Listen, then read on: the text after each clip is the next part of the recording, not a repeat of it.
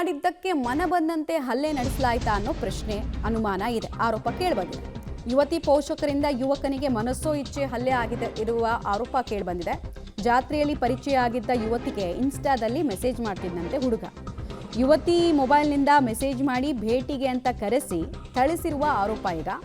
ಮೋಹಿತ್ ಅಂತ 20 ವರ್ಷದ ಹುಡುಗ ಗಾಯಗೊಂಡಂತಹ ಯುವಕ. ಹುಡುಗಿನ ಮೀಟ್ ಮಾಡಬೇಕು ಅಂತ ಆಸೆಯಿಂದ ಹೋದವನು ಒದೆ ತಿಂದು ಬಂದಿದ್ದಾನೆ. ಥಳಿತದಿಂದ ಮೋಹಿತ್ ಕೈ ಕಾಲು ಸೊಂಟದ ಮೂಳೆ ಮುರಿದಿದೆ. ಯಾವ ರೇಂಜಿಗೆ ಹೊಡೆದಿದ್ದಾರೆ ಅನ್ನೋದಕ್ಕೆ ಇದು ಉದಾಹರಣೆ. ತುಮಕೂರು ಜಿಲ್ಲಾಸ್ಪತ್ರೆಯಲ್ಲಿ ಸದ್ಯಕ್ಕೆ ಮೋಹಿತ್ ಚಿಕಿತ್ಸೆಯನ್ನು ಪಡಿತಾ ಇದ್ದಾರೆ. 20 ವರ್ಷದ ಹುಡುಗ.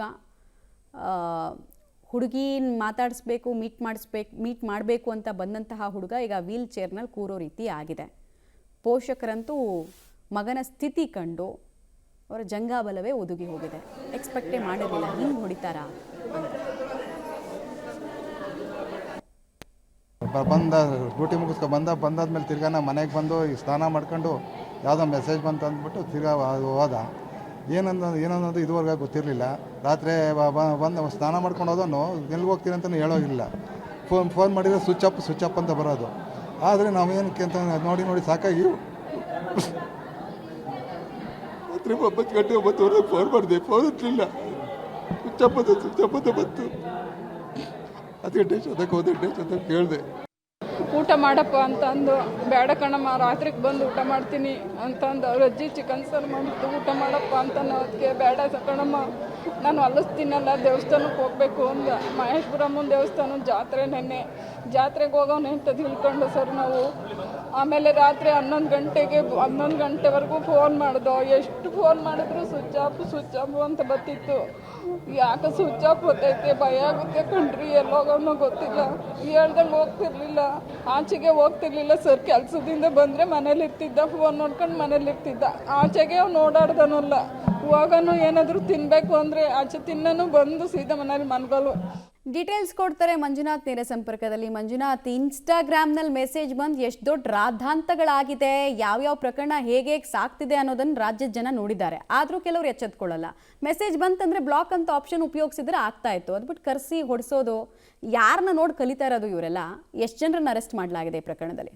ಮಮತಾ, ಇನ್ನೂ ತನಕ ಕೂಡ ಯಾರನ್ನೂ ಅರೆಸ್ಟ್ ಮಾಡಿಲ್ಲ. ಕುಣಿಗಲ್ ಠಾಣೆಯಲ್ಲಿ ನಿನ್ನೆ ದೂರು ಕೊಟ್ಟಿದ್ರು. ಇವತ್ತು ಬೆಳಗಿನ ಜಾವ FIR ಆಗಿದೆ ಅನ್ನುವಂಥ ಮಾಹಿತಿ ಇದೆ.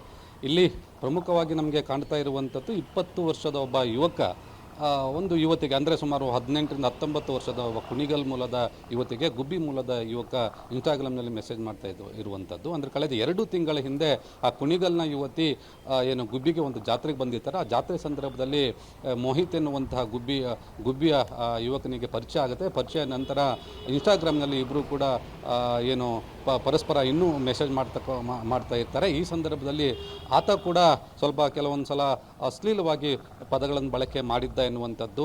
ಮತ್ತು ಆ ಯುವತಿ ಏನಿದ್ದಾರೆ ಏಕಾಏಕಿಯಾಗಿ ಇನ್ಸ್ಟಾಗ್ರಾಮಲ್ಲಿ ಮುಳುಗಿರುವಂಥದ್ದು 2 ತಿಂಗಳಿನಿಂದ, ಮತ್ತು ಫೋನ್ನಲ್ಲಿ ಇರುವಂಥದ್ದು ಸ್ವಲ್ಪ ಹೆಚ್ಚಿಗೆ ಆಯಿತು. ಅದನ್ನು ಗಮನಿಸಿದಂತಹ ಯುವತಿಯ ಪೋಷಕರು ಅದನ್ನು ಮೊಬೈಲ್ ತೆಗೆದು ನೋಡಿದ್ದಾರೆ. ಆ ನಂತರ ವಿಚಾರ ಗೊತ್ತಾಗಿದೆ, ಮೋಹಿತ್ ಎನ್ನುವಂಥ ಒಬ್ಬ ಯುವಕನಿಗೆ ಈಕೆ ಮೆಸೇಜ್ ಮಾಡ್ತಾ ಇದ್ದಾರೆ, ಆತ ಕೂಡ ಮೆಸೇಜ್ ಮಾಡ್ತಾ ಇದ್ದಾನೆ ಎನ್ನುವಂಥದ್ದು. ಆ ನಂತರ ಆ ಯುವತಿಯ ಪೋಷಕರೇ ಏನಿದ್ದಾರೆ ಇನ್ಸ್ಟಾಗ್ರಾಮ್ನ ಮೂಲಕ ಬಾ ಇಲ್ಲಿ ಭೇಟಿಯಾಗೋಣ, ಕುಣಿಗಲ್ ಬಾ ಅಂತ ಹೇಳಿ ಕರೆಸ್ಕೊಂಡಿದ್ದಾರೆ. ಆ ನಂತರ ಅಲ್ಲಿಯ ಒಂದು ತೋಟದ ಮನೆಗೆ ಕರೆಸ್ಕೊಂಡು ಮೋಹಿತ್ನಿಗೆ ಹಿಗ್ಗಾಮುಗ್ಗ ಥಳಿಸಿ ಇರುವಂಥದ್ದು. ಸುಮಾರು 1 ರಿಂದ 2 ಗಂಟೆಗಳ ಕಾಲ ಹಲ್ಲೆ ಮಾಡಿದ್ದಾರೆ. ಆ ನಂತರ ಆತನಿಗೆ ಈಗಾಗಲೇ ಮೂಳೆ ಮುರಿತ ಆಗಿರುವಂಥದ್ದು. ತುಮಕೂರು ಜಿಲ್ಲಾ ಆಸ್ಪತ್ರೆಯಲ್ಲಿ ಚಿಕಿತ್ಸೆ ಪಡಿತಾ ಇದ್ದಾರೆ. ಮಮತಾ, ಧನ್ಯವಾದ ತಮ್ಮ ಮಾಹಿತಿಗಾಗಿ.